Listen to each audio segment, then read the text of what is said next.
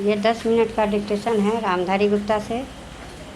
प्रतिलेखन संख्या 5859। Ready start. अध्यक्ष महोदय, मैं सूडान में स्वाधीनता के उदय का स्वागत करता हूँ, जो स्वयंमेव तो शुभ है ही, चिरकाल से त्रस्त और आजकल भी अनेक संकटों के शिकार अफ्रीकी भूखंडों की भावी उन्नति के लिए भी यह एक शुभ लक्षण है। गत वर्ष इस अवसर पर मेरे अभिभाषण के बाद भारतीय संघ में आंध्र नामक नए राज्य का उदय हुआ है।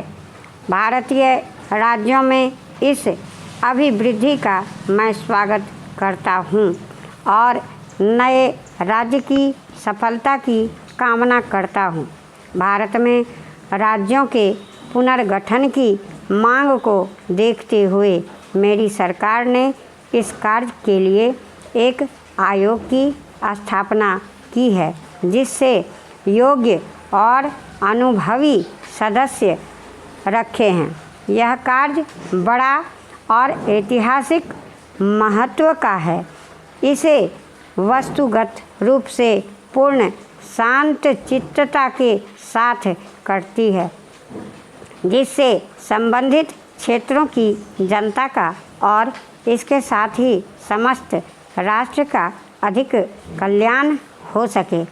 मुझे पूर्ण विश्वास है कि इस आयोग के काम में सभी लोग सद्भावना और समझदारी के साथ सहयोग देंगे। हमारे संघ के 2 राज्यों में तिरुवांकुर, कोचीन और पटियाला तथा पूर्वी पंजाब रियासती संघ में आकलन आम चुनाव हो रहे हैं। उपयुक्त दूसरे राज्य में संविधान सुचारू रूप से नहीं चल सका और नए चुनाव होने तक प्रशासन का कार्यभार मुझे अपने अधीन लेना पड़ा। हमारी प्रथम पंचवर्षीय योजना की आधी अवधि समाप्त हो चुकी है। कुछ मामलों में प्रगति इतनी अच्छी नहीं हुई जितनी हम आशा करते थे, परंतु कुछ अन्य मामलों में महत्वपूर्ण प्रगति हुई है।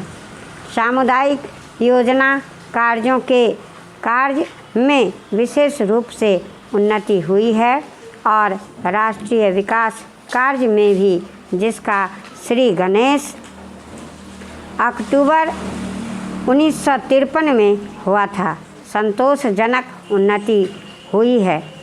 इस कार्य में जनसाधारण का योगदान बहुत उत्साहवर्धक है।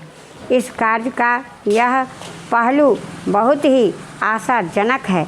यद्यपि औद्योगिक उत्पादन में और कई एक दूसरे क्षेत्रों में विशेष प्रगति हुई है, फिर भी व्यापक बेरोजगारी की समस्या मेरी सरकार के लिए चिंता का विषय है। लोगों को अधिक रोजगार दिलाने के उद्देश्य से योजना आयोग पहली पंचवर्षीय योजना पर पुनर्विचार कर रहा है। साधारण आर्थिक स्थिति में बराबर सुधार हुआ है। 1952-53 में अनाजों का उत्पादन उसके एक वर्ष पहले की अपेक्षा 5 लाख टन अधिक हुआ है और इस वर्ष की स्थिति भी अच्छी है। खाद्य की स्थिति में सुधार बहुत संतोषजनक है और देश इस दिशा में आत्मनिर्भरता के लक्ष्य की और तेज़ी से आगे बढ़ रहा है। औद्योगिक उत्पादन में विशेषकर सूती कपड़े, कागज़, रासायनिक पदार्थ, बाइसिकल, नमक और बहुत से इंजीनियरिंग संबंधी उद्योगों के क्षेत्र में उत्पादन काफ़ी ज़्यादा होता रहा है। औद्योगिक उत्पादन की सूचना संख्या बढ़कर 1953 में 1345 हो गई, जबकि 1952 में यह 129 थी। युद्ध के बाद से हमारे औद्योगिक उत्पादन का यह उच्चतम स्तर है। इस्पात उद्योग के विस्तार और इस्पात के एक नए कारखाने की स्थापना के संबंध में इस समय अंतिम कार्यवाही ही हो रही है। पटसन और चाय उद्योग अब अच्छी स्थिति में है। महोदय, मैं आपके यहाँ बहुत उत्सुकता के साथ इसलिए आया हूँ कि मैं अपनी आँखों से यह देख सकूँ कि यहाँ क्या क्या हो रहा है और क्या करने का विचार है। स्वागताध्यक्ष जी ने अपने भाषण में अभी दिग्दर्शन कराया कि यहाँ क्या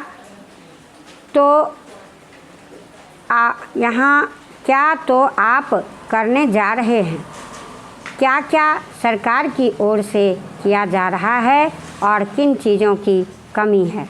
मैं इन सब चीज़ों के संबंध में केवल इतना ही कह सकता हूँ कि जहाँ तक मुझे मालूम है, आपकी राज्य सरकार और केंद्रीय सरकार दोनों इस बात के लिए तत्पर है कि आदिवासियों की उन्नति के लिए यथेष्ट और प्रत्येक संभव प्रयत्न किए जाएं।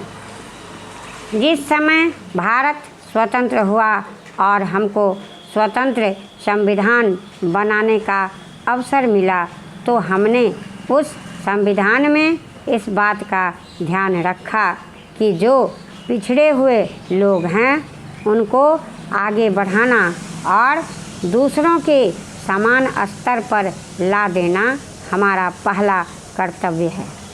इसलिए संविधान में कुछ ऐसी विशेष धाराएं रखी गई जिनके अनुसार पिछड़े हुए लोगों को आगे बढ़ाने का भार हमारे ऊपर आया।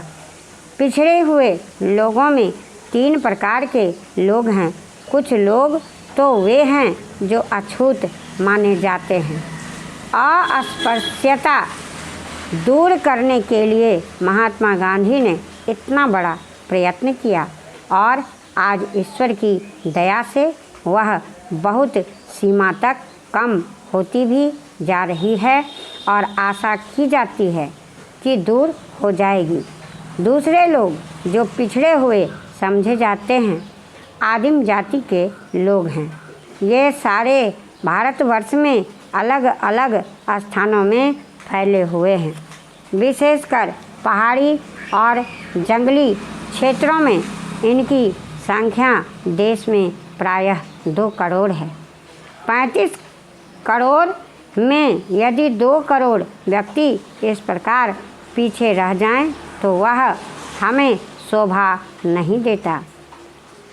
उनकी उन्नति करना हमारा परम आवश्यक काम है।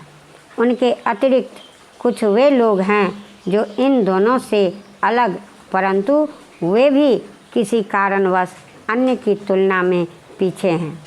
इन सब के लिए हमारे संविधान में अलग अलग व्यवस्था की गई है।